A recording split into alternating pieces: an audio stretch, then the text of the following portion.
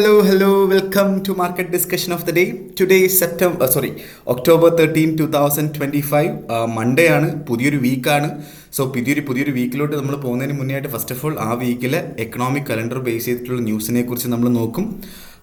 Political സൈഡിൽ എന്തെങ്കിലും ഉള്ള കാര്യങ്ങളുണ്ടെങ്കിൽ അതും പറഞ്ഞു പോകും. അതാണ് നമ്മുടെ ഫസ്റ്റ് സ്റ്റെപ്പ് അല്ലേ. സോ അതിൽ പോകുന്നതിന് മുന്നേ ആയിട്ട് നമ്മളുടെ പുതിയ ബാച്ച് ഫ്രീ ആയിട്ട് ഫോറക്സ് ട്രേഡിംഗ് പഠിപ്പിക്കുന്ന ബാച്ച് ഓൾറെഡി കഴിഞ്ഞ ആഴ്ച ഒരു ബാച്ച് സ്റ്റാർട്ട് ചെയ്തിട്ടുണ്ടായിരുന്നു. അടുത്ത തിങ്കളാഴ്ച അടുത്ത ബാച്ച് സ്റ്റാർട്ട് ചെയ്യുന്നതായിരിക്കും. ഒക്ടോബർ 20 ആയിരിക്കും അടുത്ത ബാച്ച് സ്റ്റാർട്ട് ചെയ്യുന്നത്. 2 വീക്ക് നീണ്ടു നിൽക്കുന്ന ക്ലാസ് ആയിരിക്കും. 1 മണിക്കൂർ വീതം രാത്രി ഇന്ത്യൻ ടൈമിംഗ് 7:30 മണിക്കും 10:30 മണിക്കുമായിട്ട് 2 ബാച്ചിലായിട്ടായിരിക്കും ഈ ഒരു കോഴ്സ് നമ്മൾ പ്രൊവൈഡ് ചെയ്യുന്നത്. ഓക്കെ, സോ ഫ്രീ ആയിട്ട് ഫോറക്സ് ട്രേഡിംഗ് പഠിക്കണം എന്നുള്ള എല്ലാ ആൾക്കാർക്കും എൻ്റെ ഡിസ്ക്രിപ്ഷനിൽ നമ്പർ ഉണ്ടാവും. എനിക്ക് മെസ്സേജ് അയച്ചു കഴിഞ്ഞാൽ ബാക്കി കാര്യങ്ങൾ ഞാൻ കോർഡിനേറ്റ് ചെയ്യുന്നതായിരിക്കും. എനിക്കുള്ള റിക്വസ്റ്റ് എന്താ വെച്ചാൽ ഈ ഒരു പർട്ടിക്കുലർ ടൈമിൽ ഫ്രീ ആയിട്ടുള്ള ആൾക്കാർ മാത്രം എനിക്ക് മെസ്സേജ് അയയ്ക്കുക എന്നുള്ളത് മാത്രമാണ്. Okay, so coming to market discussion, coming to fundamental side. നമ്മളിപ്പോൾ ഗോൾഡിൽ കണ്ടുകൊണ്ടിരിക്കുന്നതുണ്ടല്ലോ, ഓൾ ടൈം ഹൈ ഓഫ് ഗോൾഡാണ്. ഗോൾഡിൻ്റെ ഓൾ ടൈം ഹൈ ആണ്. നമ്മളിത് എത്ര വട്ടമാണല്ലേ ഓൾ ടൈം ഹൈയിൽ ഗോൾഡ് നിൽക്കുന്നത് കാണുന്നത് അല്ലേ. സോ 4000 കഴിഞ്ഞൊന്നും പോകത്തില്ല എന്ന് ആയിരുന്നു ഞാനൊക്കെ വിചാരിച്ചുകൊണ്ടിരുന്നത്. പക്ഷേ 4000 ഒക്കെ കഴിഞ്ഞ് താണ്ടി എവിടെയൊക്കെയോ എത്തുന്നു. ഇത് എങ്ങോട്ടുള്ള പോക്കാണെന്ന് സത്യം പറഞ്ഞു കഴിഞ്ഞാൽ ഒരു പിടിയുമില്ല. അതുകൊണ്ടിട്ട് തന്നെ ഗോൾഡിൽ ഇന്ന് എനിക്കറിയില്ല സത്യം പറഞ്ഞാൽ ഗോൾഡിൽ എന്തൊക്കെയാണ് ട്രേഡ്സ് എടുക്കേണ്ടതെന്നൊന്നും സത്യം പറഞ്ഞു കഴിഞ്ഞാൽ എനിക്കൊരു പിടിയും ഇല്ല എന്നുള്ളൊരു കാര്യം കൂടെ ഞാൻ ആദ്യമേ തന്നെ പറഞ്ഞു പോവുകയാണ്. ഓൾ ടൈം ഹൈയിലാണ്. ഇവിടുന്ന് ബൈ ചെയ്യണം, ഇവിടുന്ന് സെല് ചെയ്യണം എന്നൊന്നും എനിക്കറിയില്ല. നമുക്കൊന്നുകൂടെ നോക്കിയിട്ട് ട്രേഡ് ചെയ്യുന്നതായിരിക്കും ബെറ്റർ ആയിട്ടുള്ള ഒരു കാര്യം അല്ലേ. സോ നമ്മളെല്ലാവരും അറിഞ്ഞിട്ടുണ്ട് എന്താണ് നമ്മൾ ഈ തിങ്കളാഴ്ച, നമ്മൾ കഴിഞ്ഞ ആഴ്ച തന്നെ പറഞ്ഞിട്ടുണ്ടായിരുന്നു, തിങ്കളാഴ്ച ഫസ്റ്റ് ഹാഫിലൊന്ന് മാറി നിൽക്കുന്നതായിരിക്കും ബെറ്റർ. കാരണം ഇസ്രായേൽ ഹമാസ് വാറ് അതൊരു സീസ് ഫയറിലോട്ട് വന്നു എന്നുള്ളതാണ് പല മാധ്യമങ്ങളും പറഞ്ഞിട്ടുള്ള കാര്യം അല്ലേ. സോ ഒക്ടോബർ 8, 2025 സോ ഒരു സൈനിങ്, അതായത് നമ്മളുടെ ഇസ്രായേൽ പാർലമെൻറ്റ് ഒരു സീസ് ഫയർ കൊണ്ടുവന്നു. ഒരു ഫസ്റ്റ് ഫേസ് ഓഫ് സീസ് ഫയർ എന്ന് വേണമെങ്കിൽ അതിനെ വിളിക്കാം. ഓക്കെ, സോ അത് എന്താ പറയുക, പല മാധ്യമങ്ങളും പറഞ്ഞത് അതൊരു സീസ് ഫയറിലോട്ട് വന്നു എന്നുള്ളൊരു കാര്യമാണ്. പക്ഷേ അത് ഒഫീഷ്യലി ആ ഒരു എഗ്രിമെൻറ്റ് സൈൻ ചെയ്യാനായിട്ട് ഹമാസ് തയ്യാറായില്ല എന്നുള്ളൊരു കാര്യം കൂടെ എടുത്ത് എനിക്ക് പറഞ്ഞു പോകാനായിട്ടുണ്ട്. സോ അതുകൊണ്ടിട്ട് തന്നെയാണ് മാർക്കറ്റ് താഴോട്ട് പോകും, അല്ലെങ്കിൽ ഒരു സീസ് ഫയർ വന്നിട്ട് താഴോട്ട് പോകുമെന്ന് പല ആൾക്കാരും വിചാരിച്ചിട്ട് പോലും മാർക്കറ്റ് മുകളിൽ തന്നെ നിൽക്കുന്നത് എന്നുള്ളൊരു കാര്യം ഫസ്റ്റ് ഓഫ് ഓൾ മനസ്സിലാക്കുക. Okay, so first phase of സീസ് ഫയറിൽ പറഞ്ഞിട്ടുള്ള കാര്യം എന്താ വെച്ചാൽ ഒരു സീസ് ഫയർ വേണം. രണ്ടാമത്തെ കാര്യം ഹോസ്റ്റേജസിനെ വിട്ടുകൊടുക്കണം എന്നുള്ളൊരു കാര്യം പറഞ്ഞിട്ടുണ്ടായിരുന്നു. ഓക്കെ, സോ അതിനുശേഷം ഇസ്രയേൽ ഒരു ഗാസയിൽ ഒരു പ്രീ ഡിറ്റർമിൻഡ് ലൈൻ്റെ അപ്പുറത്തോട്ട് പോകരുത് എന്നുള്ളൊരു കാര്യം പറഞ്ഞിട്ടുണ്ടായിരുന്നു. അതേപോലെ തന്നെ പാലസ്തീനി പ്രിസണേഴ്സിനെ വിട്ടുകൊടുക്കണം എന്നുള്ളൊരു കാര്യം കൂടെ പറഞ്ഞിട്ടുണ്ടായിരുന്നു. ഓക്കെ, സോ ബേസിക്കലി പല സ്റ്റേറ്റ്മെൻറ്റ്സും അത് എഗ്രി ആയി എന്നുള്ളൊരു കാര്യം പറഞ്ഞിട്ടുണ്ടെങ്കിലും ഹമാസ് അത് റെഫ്യൂസ് ചെയ്തു എന്നുള്ളൊരു കാര്യം ഫസ്റ്റ് ഓഫ് ഓൾ നമ്മൾ മനസ്സിലാക്കുക. ഓക്കെ, ആ റെഫ്യൂസൽ അത് എന്തായി തീരും എന്നുള്ളൊരു കാര്യം സത്യം പറഞ്ഞു കഴിഞ്ഞാൽ എനിക്കറിയില്ല. അത് അവിടെ ഓൾറെഡി നടന്നിട്ടുള്ള കാര്യം എന്താ വെച്ചാൽ 20ഓളം ഇസ്രയേലി ഹോസ്റ്റേജസിനെ വിട്ടുകൊടുത്തു എന്നുള്ളൊരു കാര്യം മനസ്സിലാക്കുക. 1900 പാലസ്തീനി പ്രിസണേഴ്സിനെ വിട്ടുകൊടുത്തു എന്നുള്ളൊരു കാര്യം മനസ്സിലാക്കുക. ഓക്കെ, സോ അതിൻ്റെ ഒരു എഗ്രിമെൻറ്റ് റെഫ്യൂസ് ചെയ്തു ഹമാസ്. അൺഫോർച്ചുനേറ്റ്ലി എന്താ പറയുക, ഹമാസ് അവിടെ നമ്മുടെ ഗാസയിൽ നിന്ന് പോകണം എന്നുള്ള കാര്യം റെഫ്യൂസ് ചെയ്യുകയും ആ ഒരു ഒഫീഷ്യലായിട്ടുള്ള ആ ഒരു എഗ്രിമെൻറ്റ് അവർ സൈൻ ചെയ്യാതിരിക്കുകയും ചെയ്തു എന്നുള്ളൊരു കാര്യം നമുക്ക് ഫസ്റ്റ് ഓഫ് ഓൾ നമ്മൾ മനസ്സിലാക്കി പോവുക. സോ അതുകൊണ്ടിട്ട് തന്നെ ആ ഒരു ഫസ്റ്റ് ഫേസ് പൂർണ്ണമായിട്ടും ഒരു സീസ് ഫയറിലോട്ട് വന്നിട്ടില്ല എന്നുള്ളൊരു കാര്യം കൂടെ ഫസ്റ്റ് ഓഫ് ഓൾ നമ്മൾ മനസ്സിലാക്കുക. അതിൻ്റെ കൂടെ എന്താ പറയുക, ഈ ഒരു സിറ്റുവേഷനിൽ നമ്മൾ വിചാരിച്ച എന്താണ്, ഞാനൊക്കെ വിചാരിച്ചത് ഉറപ്പായിട്ടും കഴിഞ്ഞ വ്യാഴാഴ്ച അല്ലെങ്കിൽ കഴിഞ്ഞ വെള്ളിയാഴ്ചയൊക്കെ മാർക്കറ്റും താഴോട്ട് വന്നു. 3944 മാർക്കറ്റ് പോയിട്ടുണ്ടായിരുന്നു. 3950 നിന്ന് സപ്പോർട്ട് എടുത്ത് ഗോൾഡ് പിന്നീട് മുകളിലോട്ട് ബൗൺസ് ബാക്ക് ചെയ്യുകയും ചെയ്തു. അതിനുശേഷം ഈ വീക്കെൻഡിൽ വീണ്ടും ഓൾറെഡി ചൈനയ്ക്കെതിരെ ഇത്രയും പെർസെൻറ്റേജ് താരിഫ് ഓൾറെഡി US കൊടുത്തിട്ടുണ്ടായിരുന്നു. അതിൻ്റെ കൂടെ ഒരു 100% താരിഫും കൂടെ കൊണ്ടുവരും എന്നുള്ളൊരു അനൗൺസ്മെൻറ്റ് ഡൊണാൾഡ് ട്രംപിൻ്റെ ഭാഗത്തു നിന്നുണ്ടായി. അത് നവംബർ 1, 2025 തൊട്ട് ഇംപ്ലിമെൻ്റ് ആകും എന്നുള്ളൊരു കാര്യം കൂടെ നമ്മളൊരു വീക്കെൻഡിൽ കേൾക്കുകയുണ്ടായി. അതൊരു എന്താണ് അതിൻ്റെ കൂടെ തന്നെ എക്സ്പോർട്ട് പല എന്താ പറയുക എക്സ്പോർട്ട് കൺട്രോൾസും കൊണ്ടുവരും എന്നുള്ളൊരു ന്യൂസൊക്കെ നമുക്ക് കേൾക്കാനായിട്ട് സാധിച്ചു അല്ലേ.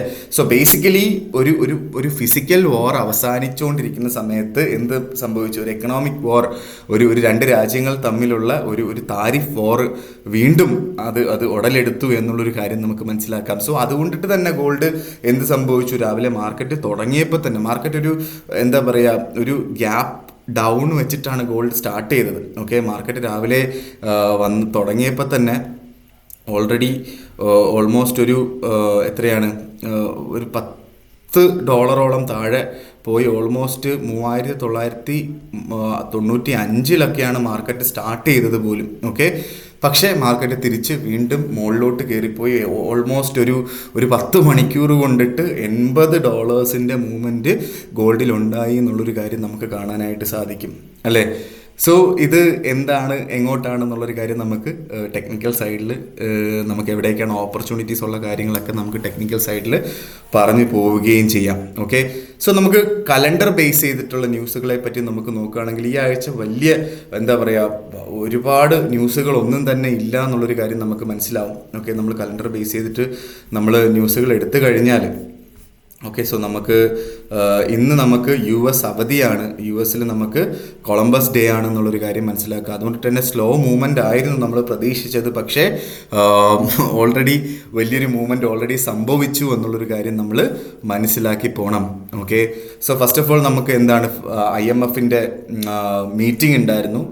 മീറ്റിംഗ് ഈ ആഴ്ച മൊത്തത്തിൽ IMFൻ്റെ മീറ്റിംഗ്, എല്ലാ ദിവസവും IMFൻ്റെ മീറ്റിംഗ് നടക്കുന്നുണ്ട് എന്നുള്ളൊരു കാര്യം നമ്മൾ മനസ്സിൽ വെച്ചിട്ട് വേണം ട്രേഡ് ചെയ്യാനായിട്ട്. ഇന്ന് നമുക്ക് കൊളംബസ് ഡേ ആണ്, US അവധിയാണ്. ലോ മൂവ്മെൻ്റ് ആണ് നമ്മൾ പ്രതീക്ഷിച്ചത്, പക്ഷേ നല്ലൊരു മൂവ്മെൻറ്റ് നടക്കുന്നുണ്ട് ഗോൾഡിൽ എന്നുള്ളൊരു കാര്യം കൂടെ ഞാൻ എടുത്ത് ഓർമ്മിപ്പിച്ചു പോവാണ്. നാളെ നമുക്ക് പ്രത്യേകിച്ച് ന്യൂസുകൾ ഉണ്ടോ എന്ന് ചോദിച്ചാൽ വളരെ ഇമ്പോർട്ടൻ്റ് ആയിട്ട് 5:20 UK ടൈമിങ് 5:20 നമുക്ക് ഫെഡ് ചെയർ പവലിൻ്റെ സ്പീച്ച് നടക്കുന്നുണ്ട്. സോ നമുക്കറിയാമല്ലോ, ഫെഡ് ചെയർ പവലിൻ്റെ സ്പീച്ച് നടക്കാൻ നേരത്തൊക്കെ മാർക്കറ്റ് എങ്ങോട്ടെങ്കിലുമൊക്കെ പോകും അല്ലേ. സോ അത് വളരെ കെയർഫുള്ളായിട്ട് കൈകാര്യം ചെയ്യുക, ഫെഡ് ചെയർ പവലിൻ്റെ സ്പീച്ച്. ഓക്കെ, അതിനുശേഷം നമുക്ക് ബാങ്ക് ഓഫ് ഇംഗ്ലണ്ട് ഗവർണർ ബെയ്ലിയുടെ സ്പീച്ച് 6 മണിക്ക്, നാളെ വൈകുന്നേരം 6 മണിക്ക് UK ടൈമിംഗ് 6 മണിക്ക് ബാങ്ക് ഓഫ് ഇംഗ്ലണ്ട് ഗവർണർ ബെയ്ലിയുടെ സ്പീച്ച് നടക്കുന്നുണ്ട്. ഇത് രണ്ടുമാണ് നമുക്ക് നാളെ ഇമ്പോർട്ടൻ്റ് ആയിട്ട് കാണേണ്ട ന്യൂസുകൾ. പ്രത്യേകിച്ച് പവലിൻ്റെ സ്പീച്ച് ഡയറക്റ്റ്ലി ഗോൾഡിൽ നല്ല രീതിയിൽ അഫക്റ്റ് ചെയ്യും എന്നുള്ളൊരു കാര്യം കൂടെ മനസ്സിലാക്കുക. മറ്റന്നാൾ നമുക്ക് ഇന്ത്യൻ മാർക്കറ്റിൽ ഒരുപാട് ന്യൂസുകൾ വരുന്നുണ്ട് എന്നുള്ളൊരു കാര്യം മനസ്സിലാക്കുക. അത് നമ്മുടെ ഫോറക്സ് മാർക്കറ്റിനെ വലിയ രീതിയിൽ അഫക്റ്റ് ഒന്നും ചെയ്യത്തില്ല, പക്ഷേ എന്നിരുന്നാലും ജസ്റ്റ് ഒന്ന് ഓർത്തിരിക്കുക. അങ്ങനെ കുറച്ച് ന്യൂസുകൾ വരുന്നുണ്ട്. മറ്റന്നാളും IMFൻ്റെ മീറ്റിംഗ് നടക്കുന്നുണ്ട്. ഓക്കെ, അതിൻ്റെ പിറ്റേന്നും IMF വ്യാഴാഴ്ചയും നമുക്ക് IMFൻ്റെ മീറ്റിംഗ് നടക്കുന്നുണ്ട്. നമുക്ക് വ്യാഴാഴ്ച രാവിലെ 7 മണിക്ക് UK ടൈമിംഗ് 7 മണിക്ക് GDP വരുന്നുണ്ട്. UK-യിൽ നിന്ന് GDP അനൗൺസ്മെൻറ്റ് വരുന്നുണ്ട്. അത് വളരെ ഇമ്പോർട്ടൻ്റ് ആയിട്ട് GBPയിൽ ട്രേഡ് ചെയ്യുന്ന ആൾക്കാർ വളരെ നോക്കി കാണേണ്ട ഒരു ന്യൂസ് കൂടെയാണ്. ഓക്കെ, വ്യാഴാഴ്ച നമുക്കൊരു ന്യൂസ്, വ്യാഴാഴ്ച വളരെ ഇമ്പോർട്ടൻ്റ് ആയിട്ട് നമുക്ക് റീറ്റെയിൽ സെയിൽസിൻ്റെ ന്യൂസും വരുന്നുണ്ട്. അതും വളരെ ഇമ്പോർട്ടൻ്റ് ആണ്. അത് നമ്മുടെ ഗോൾഡിനെ ഡയറക്റ്റ്ലി അഫക്റ്റ് ചെയ്യും. വ്യാഴാഴ്ച ഞാൻ റെക്കമെൻഡ് ചെയ്യുന്നത് മാർക്കറ്റിൽ നിന്ന് മാറി നിൽക്കണം എന്നുള്ളൊരു കാര്യമാണ്. കാരണം റീറ്റെയിൽ സെയിൽസ് വളരെ വലിയൊരു വോളറ്റാലിറ്റി ഉണ്ടാക്കുകയും നമ്മുടെ റേഞ്ചൊക്കെ വിട്ടു പോകാനായിട്ടുള്ള പോസിബിലിറ്റിയും വളരെ കൂടുതലാണ് എന്നുള്ളൊരു കാര്യം മനസ്സിലാക്കുക. അതിൻ്റെ കൂടെ സെയിം സമയത്ത് തന്നെ PPIയുടെ ന്യൂസ് വരുന്നുണ്ട്, ഇനിഷ്യൽ ജോബ്ലെസ് ക്ലെയിമും വരുന്നുണ്ട്. ഇതെല്ലാം കൂടെ ചേർത്ത് സംഭവ ബഹുലമായിട്ടുള്ളൊരു വീക്കാണ് നടക്കാനായിട്ടിരിക്കുന്നത്. അതിൻ്റെ കൂടെ നമുക്ക് വൈകുന്നേരം 5 മണിക്ക് ക്രൂഡ് ഓയിൽ സ്റ്റോക്ക് ചേഞ്ച് ഉണ്ട്. അപ്പോൾ ഈ ആഴ്ച ക്രൂഡ് ഓയിൽ സ്റ്റോക്ക് ചേഞ്ച് ബുധനാഴ്ച അല്ല വരുന്നത്, വ്യാഴാഴ്ചയാണ് വരുന്നതെന്നുള്ളൊരു കാര്യം മനസ്സിലാക്കുക. കാരണം ഇന്ന് തിങ്കളാഴ്ച US അവധിയാണ് എന്നുള്ളൊരു റീസൺ കൊണ്ടിട്ട് തന്നെ, US മാർക്കറ്റ് അവധിയായത് കൊണ്ടിട്ട് തന്നെ ക്രൂഡ് ഓയിൽ സ്റ്റോക്ക് ചേഞ്ച് നമുക്ക് വ്യാഴാഴ്ചയാണ് വരുന്നത്. ക്രൂഡ് ഓയിൽ സ്റ്റോക്ക് ചേഞ്ച് നമ്മൾ വളരെ ഇമ്പോർട്ടൻ്റ് ആയിട്ടുള്ള ന്യൂസായിട്ട് കാണുന്നൊരു ന്യൂസ് അല്ല. പക്ഷേ ബ്രിക്സ് കറൻസി എന്ന് പറയുന്ന കറൻസി ബാക്ക് ചെയ്യുന്നത് കമ്മോഡിറ്റീസ് വെച്ചിട്ടാണ്. കമ്മോഡിറ്റീസ് എന്ന് പറയുമ്പോൾ ഗോൾഡ്, സിൽവർ, അങ്ങനെ കുറേ കമ്മോഡിറ്റീസിൻ്റെ കൂടെ ക്രൂഡ് ഓയിലും അതിനകത്തുണ്ട്. സോ അടുത്ത കുറച്ച് കാലങ്ങളായിട്ട് അപ്പോൾ ഈ ബ്രിക്സ് കറൻസി എന്ന് പറയുന്ന ആ ഒരു കാര്യം അതിനൊരു പ്രോപ്പറായിട്ടുള്ളൊരു തീരുമാനങ്ങളൊക്കെ വരുന്നത് വരെ ക്രൂഡ് ഓയിൽ സ്റ്റോക്ക് ചേഞ്ചിൻ്റെ ന്യൂസ് വളരെ ഇമ്പോർട്ടൻ്റ് ആയിട്ട് നമ്മൾ നോക്കി കാണുകയും ചെയ്യണം. വൈകുന്നേരം 5 മണിക്ക് നമുക്ക് ലഗാർഡിൻ്റെ സ്പീച്ചും ഉണ്ട്. അതുകൊണ്ടിട്ട് തന്നെ എല്ലാത്തിലും, അതായത് നമുക്ക് GBP USD, യൂറോ USD, അതേപോലെ തന്നെ നമ്മളുടെ ഗോൾഡിലും XI USD, മൂന്നിലും വളരെ ഇമ്പോർട്ടൻ്റ് ആയിട്ട് നമ്മൾ ന്യൂസുകൾ വ്യാഴാഴ്ച ഉണ്ട്. അതുകൊണ്ട് വ്യാഴാഴ്ച മാറി നിൽക്കുന്നതായിരിക്കും ബെറ്റർ കേട്ടോ. ഓക്കെ, വെള്ളിയാഴ്ച നമുക്ക് യൂറോ സോണിൽ നിന്ന് CPIയുടെ ന്യൂസ് വരുന്നുണ്ട്. അത് ഡയറക്റ്റ്ലി യൂറോയിനെ മാത്രമേ അഫക്റ്റ് ചെയ്യുള്ളൂ എന്നുള്ളൊരു കാര്യം കൂടെ ഞാൻ എടുത്ത് പറയുന്നു. ബാക്കി എല്ലാത്തിലും നമുക്ക് വെള്ളിയാഴ്ച നമുക്ക് ടെക്നിക്കൽ ഫോക്കസ് ചെയ്ത് ട്രേഡ് ചെയ്ത് പോവുകയും ചെയ്യാം എന്ന് ഞാൻ എടുത്ത് ഓർമ്മിപ്പിച്ച് പോവുകയാണ്. ഓക്കെ, സോ ഇതൊക്കെയാണ് നമുക്ക് കലണ്ടർ ബേസ് ചെയ്തിട്ടുള്ള ന്യൂസുകളെ പറ്റി നമ്മൾ നോക്കിക്കഴിഞ്ഞാൽ ഇതൊക്കെയാണ് ബേസിക് ആയിട്ടുള്ള കാര്യങ്ങൾ എനിക്ക് എടുത്ത് പറയാനായിട്ടുള്ളത്. ഓക്കെ, എന്താ പറയുക, നമ്മൾ ടെക്നിക്കൽ സൈഡിലോട്ട് വരുമ്പോൾ നേരത്തെ പറഞ്ഞു ഗോൾഡ് ഓൾ ടൈം ഹൈ ആണ്. ഫസ്റ്റ് ഓഫ് ഓൾ നമുക്ക് ഗോൾഡിലോട്ട് നോക്കുമ്പോൾ തന്നെ എനിക്ക് മനസ്സിലാവുന്നില്ല എന്താണ് സംഭവിക്കുന്നതെന്ന്. നമുക്ക് നേരെ USD JPYയിലോട്ട് വരാം. USD JPY 152.158 നിൽക്കുന്നു. ഓക്കെ, സോ ഇന്ന് മാർക്കറ്റിൽ ഇപ്പോൾ ഈ ഒരു കഴിഞ്ഞ ഒരു മാർക്കറ്റ് അവറിലായിരുന്നു, അതായത് നമ്മുടെ ഈവൻ നമ്മുടെ യൂറോപ്പ് ഓപ്പണിങ്ങിന് പോലും 151-152 താഴെയായിട്ടാണ് മാർക്കറ്റ് ഓപ്പൺ ആയത്. പക്ഷേ കഴിഞ്ഞ ഏഷ്യ ക്ലോസിങ്ങിന് 152 മുകളിലായിട്ട് മാർക്കറ്റ് സഞ്ചരിച്ചു. സോ ഒരു അൺസർട്ടനിറ്റി ഉണ്ട് ആക്ച്വലി നമ്മൾ JPYയിൽ. ഓക്കെ, സോ അതുകൊണ്ടിട്ട് തന്നെ നമുക്ക് ഇന്നത്തെ ദിവസം ഒന്ന് വെയിറ്റ് ചെയ്തിട്ട് ട്രേഡ് ചെയ്യുന്നതായിരിക്കും ബെറ്റർ. കാരണം മാർക്കറ്റിൽ വോളിയം വളരെ കുറവാണ്. ഒറ്റ ക്യാൻഡിലൊക്കെ എടുത്ത് എങ്ങോട്ടെങ്കിലുമൊക്കെ കൊണ്ടുപോകാനായിട്ടുള്ള പോസിബിലിറ്റി ഉണ്ട് JPY. അതുകൊണ്ട് JPYയും നല്ല രീതിയിൽ ഉള്ളൊരു മൂവ്മെൻ്റ് ഉള്ളൊരു ഒരു കറൻസി ആയതുകൊണ്ടിട്ട് തന്നെ USD JPY നല്ല മൂവ്മെൻ്റ് ഉള്ളൊരു കറൻസി ആയതുകൊണ്ടിട്ട് തന്നെ കറൻസി പെയർ ആയതുകൊണ്ടിട്ട് തന്നെ നമുക്ക് നാളത്തെ തീരുമാനം എടുക്കുന്നതായിരിക്കും ബെറ്റർ. ഇന്ന് രാത്രി അവസാനിക്കുന്നത് 152 മുകളിലാണ്. നാളെ രാവിലെ ഇന്ത്യൻ ടൈമിംഗ് 7:30 മണിക്കും 152 മുകളിലാണ് മാർക്കറ്റ് എങ്കിൽ നമുക്ക് അവിടുന്ന് 52 എന്ന് പറയുമ്പോൾ 52.1, 52.2, 52.3. സോ ഈ ഒരു റേഞ്ചിലൊക്കെയാണ്, ഈ ഒരു റേഞ്ചിൽ ഇപ്പോൾ നിൽക്കുന്ന റേഞ്ചിലൊക്കെയാണ് നാളെ മാർക്കറ്റ് ഓപ്പൺ ആവുന്നതെങ്കിൽ നമുക്ക് അവിടുന്ന് ബൈ ചെയ്ത് മുന്നോട്ട് പോകാം. ഇല്ല എങ്കിൽ നമുക്ക് നാളത്തെ മാർക്കറ്റ് ഡിസ്കസ് ചെയ്തതിന് ശേഷം മാത്രം നമുക്കൊരു തീരുമാനം എടുത്ത് പോകുന്നതായിരിക്കും JPYയിൽ നല്ലത്. തൽക്കാലം ഇന്നത്തെ ദിവസം JPYയിൽ നിന്ന് മാറി നിൽക്കുന്നത് വളരെ ഉചിതമായിട്ട് നല്ലൊരു കാര്യമായിരിക്കും എടുത്ത് ഓർമ്മിപ്പിച്ച് പോവുകയാണ്. ഓക്കെ, സോ നേരെ നമ്മൾ യൂറോയിലോട്ട് വരുമ്പം യൂറോ 1.1592 എന്ന് പറയുന്ന റേഞ്ചിൽ നിൽക്കുന്നു. പല ക്യാൻഡിൽസും 1.16 മുകളിലായിട്ട് കയറിയിട്ടുണ്ടായിരുന്നു. പക്ഷേ കഴിഞ്ഞ ഒരൊറ്റ ക്യാൻഡിൽ ഓപ്പൺ ആയത് 1.16 താഴെയായിട്ടായിരുന്നു. ഏതാണ് നമ്മളുടെ ഏഷ്യ ക്ലോസിംഗ് ക്യാൻഡിൽ. ഓക്കെ, അതുകൊണ്ടിട്ട് തന്നെ എനിക്ക് യൂറോയിൽ ഇന്നും റെക്കമെൻഡേഷൻ ഒന്നും തന്നെ ഇല്ല. കാരണം ഇന്ന് മാർക്കറ്റ് അവധിയാണ്, US മാർക്കറ്റ് അവധിയാണ്. അതുകൊണ്ട് തന്നെ USD പെയേഴ്സ് ട്രേഡ് ചെയ്യുന്നതിനകത്ത് എനിക്ക് കുറച്ച് കൺഫ്യൂഷൻസ് ഉണ്ട്. കാരണം വലിയ വലിയ ക്യാൻഡിൽസ് ഒക്കെ ഉണ്ടാവാനായിട്ടുള്ള പോസിബിലിറ്റി ഉള്ള ദിവസമായതുകൊണ്ട്. ഓക്കെ, സോ തൽക്കാലത്തേക്ക് നമുക്ക് യൂറോയിൽ നിന്ന് ഇന്നത്തെ ദിവസം മാറി നിൽക്കാം. ഓക്കെ, എന്നൊരു കാര്യമാണ് എനിക്ക് പറയാനായിട്ടുള്ളത്. പക്ഷേ GBP നല്ല ഓപ്പർച്യൂണിറ്റി ഉള്ള GBPയിൽ നല്ല ഓപ്പർച്യൂണിറ്റി ഉണ്ട്. ഓക്കെ, GBP നമുക്ക് 1.35353 നിൽക്കുന്നു. ഓൾറെഡി നമുക്കറിയാം GBP നല്ല താഴ്ന്ന് കഴിഞ്ഞ വെള്ളിയാഴ്ച കിട്ടിയിട്ടുണ്ടായിരുന്നു. പല ആൾക്കാരും GBP മേടിച്ചിട്ടുണ്ടായിരുന്നു കേട്ടോ. 1.326 എന്ന് പറയുന്ന റേഞ്ചിലൊക്കെ മാർക്കറ്റ് വന്ന സമയത്ത് പല ആൾക്കാരും GBP മേടിച്ചിട്ടുണ്ടായിരുന്നു. സോ ഓൾറെഡി GBPയിൽ ഒരു ബൈ എനിക്ക് കിടപ്പുണ്ട്. 1.3300 അടുത്തൊക്കെ കിടപ്പുണ്ട്. ഓക്കെ, സോ അവിടുന്ന് ഒന്നും കൂടെ കിട്ടിക്കഴിഞ്ഞാൽ നമുക്ക് അവിടുന്ന് ബൈ ചെയ്ത് മുന്നോട്ട് പോകാം എന്നുള്ളൊരു കാര്യമാണ് എനിക്ക് പറയാനായിട്ടുള്ളത്.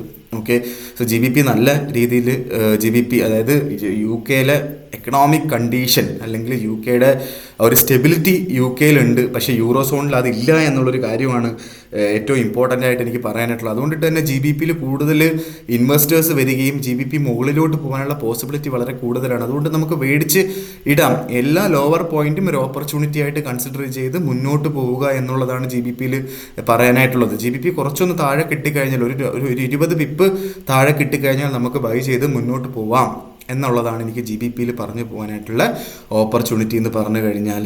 ഓക്കെ, സോ GBPയിൽ ഒരു പ്രോപ്പറായിട്ടുള്ള ഒരു സപ്പോർട്ട് 1.3310 ആ ഒരു സപ്പോർട്ടുള്ളത്. അത് ബ്രേക്ക് ചെയ്ത് മുകളിലാണ് മാർക്കറ്റ് ഇപ്പോൾ. ഓക്കെ, അതുകൊണ്ട് തന്നെ കാരണം ഇന്നലെ വീക്ക്ലി ക്യാൻഡിൽ അവസാനിച്ചതും 1.3300 മുകളിലായതുകൊണ്ടിട്ട് തന്നെ 1.3300 നല്ലൊരു സപ്പോർട്ടായിട്ട് ആക്ട് ചെയ്യുകയും ഈ ആഴ്ച കൊണ്ട് അത് മിനിമം ഒരു 1.3500 എത്തും എന്നുള്ളൊരു പ്രതീക്ഷയിലാണ് ഞാൻ. അതുകൊണ്ടിട്ട് തന്നെ അതിന് വേണ്ടിയിട്ട് വെയിറ്റ് ചെയ്യുക എന്നുള്ളൊരു കാര്യമാണ് എനിക്ക് GBPയിൽ പറഞ്ഞു പോകാനായിട്ടുള്ള ഓപ്പർച്യൂണിറ്റി എന്ന് പറഞ്ഞു കഴിഞ്ഞാൽ. ഓക്കെ, സോ നമ്മൾ യൂറോയിൽ പറയാൻ നേരത്തെ യൂറോയിലെ ഒരു പൊളിറ്റിക്കൽ സൈഡും കൂടെ എനിക്ക് പറഞ്ഞു പോകണം എന്നുണ്ട്. സോ നമുക്ക് നേരത്തെ അറിയാം യൂറോയിലെ ഫ്രാൻസിലെ അൺസർട്ടനിറ്റി അല്ലേ. ഫ്രാൻസിലെ പ്രസിഡന്റ് മാറിയിട്ടുണ്ടായിരുന്നു, രണ്ടാമതൊരു പ്രസിഡന്റ് വന്നിട്ടുണ്ടായിരുന്നു. ആ പുള്ളിക്കാരൻ വീണ്ടും റിസൈൻ ചെയ്തു. അതിനുശേഷം പുള്ളിയെ വീണ്ടും പ്രൈം മിനിസ്റ്റർ ആവുകയും ചെയ്തു അല്ലേ. സോ അങ്ങനെ കുറേ അൺസർട്ടനിറ്റി ഫ്രാൻസിൽ നടക്കുന്നുണ്ട്. ഫ്രാൻസിൽ മാത്രമല്ല, പല പല രാജ്യങ്ങളിൽ യൂറോപ്പിൽ അൺസർട്ടനിറ്റി നടക്കുന്നത് യൂറോനെ ഡയറക്റ്റ്ലി അഫക്റ്റ് ചെയ്യുകയും യൂറോ എന്ന് പറയുന്ന കറൻസി പ്രോപ്പറായിട്ടുള്ള ഒരു അൺസർട്ടനിറ്റി ഇപ്പോൾ ഫീൽ ചെയ്യുന്നുണ്ട്. അതുകൊണ്ടാണ് ഞാൻ യൂറോയിൽ പ്രത്യേകിച്ച് എടുത്ത് മാറി നിൽക്കണം എന്ന് പറഞ്ഞത്. അത് അപ് ട്രെൻഡ് ആയിട്ടും മാറി നിൽക്കണം എന്ന് പറയാനായിട്ടുള്ള റീസണും അത് തന്നെയാണ് എന്നുള്ളൊരു കാര്യം ഞാൻ എടുത്ത് ഓർമ്മിപ്പിച്ച് പോവുകയാണ്. ഓക്കെ, സോ യൂറോയിൽ അതാണ് എനിക്ക് GBPയിലും യൂറോയിലും ഇതാണ് പറയാനുള്ളത്. GBPയിലുള്ള ഓപ്പർച്യൂണിറ്റി എടുത്തു പോവുക, യൂറോയിൽ നിന്നും USD JPYയിൽ നിന്നും മാറി നിൽക്കുക എന്നുള്ളതാണ് എൻ്റെ റെക്കമെൻഡേഷൻ. ഓക്കെ, നേരെ നമ്മൾ ഗോൾഡിലോട്ട് വരുമ്പോൾ ഗോൾഡ് 4075 4074-75 റേഞ്ചിൽ നിൽക്കുന്നു. ഓക്കെ, ഇവിടുന്ന് വേണം എന്നുള്ള ആൾക്കാർക്ക് 2-3 വട്ടം 4080 റെസിസ്റ്റ് ചെയ്തത് കൊണ്ട് ഈ ഒരു പോയിന്റ്, അതായത് 4078-79 റേഞ്ചിൽ നിന്ന് വളരെ ചെറിയ ലോട്ട് സൈസ് നമുക്ക് സെല് ചെയ്ത് മുന്നോട്ട് പോകണം എന്നുള്ള ആൾക്കാർക്ക് പോകാം. ഓക്കെ, ഞാൻ ഇത് വേണം എന്നുള്ള ആൾക്കാർക്കാണ്, ഞാൻ ചെയ്യുന്നില്ല. പക്ഷേ വേണം എന്നുള്ള ആൾക്കാർക്ക് ചെയ്യാം. നമുക്ക് മാർക്കറ്റിന് എഗെയിൻസ്റ്റ് ആയിട്ട് നിൽക്കേണ്ടി വരും. ഈ ഒരു സിറ്റുവേഷനിൽ മാർക്കറ്റിനകത്ത് എഗെയിൻസ്റ്റ് ആയിട്ട് നിൽക്കണം. എഗെയിൻസ്റ്റ് ആയിട്ടാണ് നിൽക്കുന്നത്. അങ്ങനെ ചെയ്യുന്ന ആൾക്കാർ ടൈറ്റായിട്ട് സ്റ്റോപ്പ് ലോസ് വെച്ചിട്ട് വേണം ചെയ്യാനായിട്ട് കേട്ടോ. മാക്സിമം ഒരു 4092 എന്ന് പറയുന്ന റേഞ്ചിലൊക്കെ സ്റ്റോപ്പ് ലോസ് ഇട്ട് വേണമെങ്കിൽ ഒരു ചെറിയ ലോട്ട്, ഒരു 0.1 ലോട്ടൊക്കെ, ഒരു ലോട്ട് കച്ചവടം ചെയ്യുന്ന ആൾക്കാർ 0.1 ലോട്ട്, 0.1 ലോട്ട് ചെയ്യുന്ന ആൾക്കാർ 0.01 ലോട്ട്. ഓക്കെ, കിട്ടിക്കഴിഞ്ഞാൽ ചിലപ്പം ഒരു താഴോട്ട് ഒരു 4030 വരെയെങ്കിലും മാർക്കറ്റ് റീച്ച് ആവുകയും ചെയ്യും എന്നുള്ളൊരു കാര്യമാണ് എനിക്ക് പറയാനായിട്ടുള്ളത്. അല്ല, സേഫായിട്ട് എൻട്രി നോക്കുന്ന ആൾക്കാർ 4030 എന്ന് പറയുന്ന റേഞ്ചിൽ കിട്ടിക്കഴിഞ്ഞാൽ അവിടുന്ന് ബൈ ചെയ്യാം. 4030 എത്തുമ്പോൾ അവിടെ ഒരു ബൈ ഓർഡർ ഇട്ട് വെക്കണം എന്നൊന്നുമല്ല ഞാൻ പറയുന്നത് കേട്ടോ. അങ്ങനെ ഒരു കാരണവശാലും ചെയ്യരുത്. 4030 എത്തി കിട്ടിക്കഴിഞ്ഞാൽ ഒന്ന് വെയിറ്റ് ചെയ്യുക. അത് ഏതെങ്കിലും ഒരു മാർക്കറ്റ് ഓപ്പണിംഗ് എങ്കിലും 4030 മുകളിൽ സസ്റ്റെയിൻ ചെയ്യുന്നുണ്ടോ എന്നുള്ളൊരു കാര്യം നോക്കുക. അങ്ങനെയാണ് എങ്കിൽ നമുക്ക് അവിടുന്ന് ബൈ ചെയ്ത് മുന്നോട്ട് പോകാം. 4030-35 ഇടയ്ക്ക് എവിടെ വേണമെങ്കിലും ബൈ ചെയ്ത് മുന്നോട്ട് പോകാം. അങ്ങനെ ചെയ്യുന്ന ആൾക്കാരും ചെറിയ ലോട്ട് സൈസ് എടുത്താൽ മതി എന്നുള്ളതാണ് എൻ്റെ റെക്കമെൻഡേഷൻ. ഒരു ലോട്ടിൽ ട്രേഡ് ചെയ്യുന്ന ആൾക്കാർ 0.2 ലോട്ടിൽ ട്രേഡ് ചെയ്താൽ മതി. കാരണം എങ്ങാനും താഴോട്ട് മാർക്കറ്റ് പോയാൽ നമുക്ക് എന്താ പറയുക, ആ ഒരു ഇത് കിട്ടാനായിട്ടാണ് ഞാനത് എടുത്ത് ഓർമ്മിപ്പിച്ചു പോകുന്നത്. ഓക്കെ, സോ എൻ്റെ ലാപ്ടോപ്പിലെ ചാർജ് തീരാറായി, അതുകൊണ്ടിട്ടാണ് ഈ ഒരു ഇത് മാറിയത് കേട്ടോ. ഓക്കെ, സോ ഇതൊക്കെയാണ് എനിക്ക് ഇന്നത്തെ ദിവസത്തെ മാർക്കറ്റ് ഡിസ്കഷനിൽ പറഞ്ഞു പോകാനായിട്ടുള്ള കാര്യങ്ങൾ. നമ്മൾ ഇന്ന് ട്രേഡിങ് ചെയ്യുമ്പോൾ ഒന്ന് നോക്കി ചെയ്യുക, വളരെ ശ്രദ്ധിച്ച് ചെയ്യുക. കാരണം US മാർക്കറ്റ് ഹോളിഡേ ആണ്. വലിയ ക്യാൻഡിൽസ് കാണാനായിട്ടുള്ള പോസിബിലിറ്റി വളരെ കൂടുതലാണ്. അതുകൊണ്ടിട്ട് തന്നെ ഗോൾഡിൽ ട്രേഡ് ചെയ്യാനായിട്ട് റെക്കമെൻഡ് ചെയ്യുന്നില്ല. നാളെയും മറ്റന്നാളും നമുക്ക് പ്യുവർലി ടെക്നിക്കൽ ഡേ ആയിട്ട് കൺസിഡർ ചെയ്ത് നാളെയും മറ്റന്നാളും വെള്ളിയാഴ്ചയും കൺസിഡർ ചെയ്ത് ട്രേഡ് ചെയ്ത് പോകാനും പറ്റും. അതുകൊണ്ടിട്ട് തന്നെ നമുക്ക് ഇന്നത്തെ ദിവസം ക്യാപിറ്റൽ പ്രൊട്ടക്ഷനാണ് ഏറ്റവും വലിയ കാര്യം ആയതുകൊണ്ടിട്ട് ഇന്ന് നമുക്ക് മാർക്കറ്റിൽ നിന്ന് മാറി നിൽക്കുന്നത് ബെറ്റർ ആയിരിക്കും എന്ന് പറഞ്ഞുകൊണ്ട് ഇന്നത്തെ ദിവസത്തെ മാർക്കറ്റ് ഡിസ്കഷൻ ഞാൻ കൺക്ലൂഡ് ചെയ്യാണ്. മാർക്കറ്റ് ഡിസ്കഷനായിട്ട് നമ്മൾ നാളെ കാണുന്നത് വരെ ഗുഡ് ബൈ.